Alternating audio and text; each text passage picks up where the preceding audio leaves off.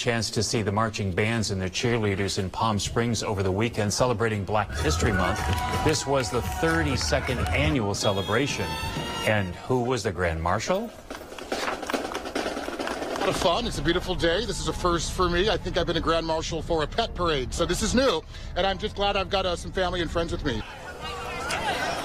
Now, the city of Palm Springs holds the parade to help promote diversity in the Coachella Valley. A town fair followed the parade at Francis Stevens Park.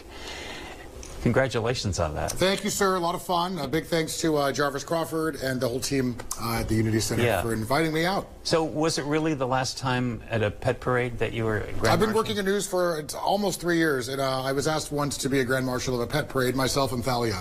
So I love the dogs, but this was about people, my people, if you will, and I was very, very honored. Well, congratulations. Well, thank you. This is Black History Month. As it continues, today Brian is looking at a man who dedicated his life to service to others, especially the young. That's right. Thank you, Joe. His name was James O. Jesse. He was a mentor to so many children here in the Valley, and that's why he's still a legacy to this day. We're going to share with you a story right now and show you why.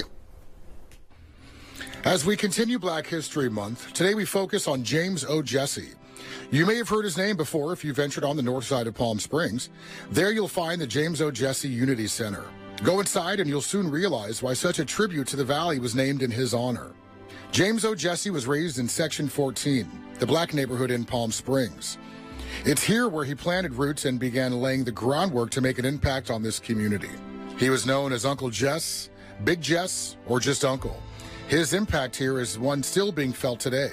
It didn't matter if you had a mom and dad at home, if you didn't live with your mom or dad, if you lived with your grandparents, he was there to help you out. And that's why the name Uncle James came. And just about everyone called him Uncle James, even though they weren't really blood related. He was instrumental in bringing the community together, starting with the youth. Troubled kids, latchkey kids, kids from broken families were his focus. He created programs, activities, and trips for the youth. Jesse eventually developed a center where all were welcome. It's about the community, hence the name Community Center. And we service folks, and I say this all the time, ages 2 to 102. Anybody that comes in are welcome at the James O. Jesse Desert Highland Unity Center, which is the new name. Jarvis Crawford knew Uncle Jess all too well. In fact, Crawford was one of his mentees.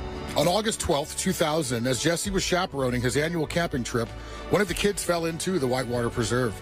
Without hesitation, Jesse jumped in. He saved the boy's life, but lost his, trying to save another. And kids love water, you know, and one of the kids happened to slip into the water, and Uncle James jumped in, pulled the kid out of the water, saved the kid's life. But in him saving the kid's life, the undercurrents took him under. His presence is still felt in the Valley today.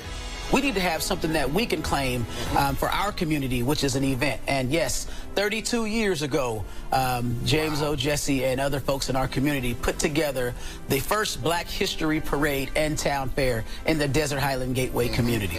Through his center, people like Jarvis, and the Black History Month Parade, he started 37 years ago. James O. Jesse is and remains a part of the Coachella Valley as a reminder of the past that continues to influence our future. This is kind of interesting, kind of a full circle moment, because he's the one who started the Black History Month Parade. Yeah. And you were the Grand Marshal this year. There you go. Go figure. And it was nice because we kind of got to save I shouldn't say the best for last. We talked about that earlier.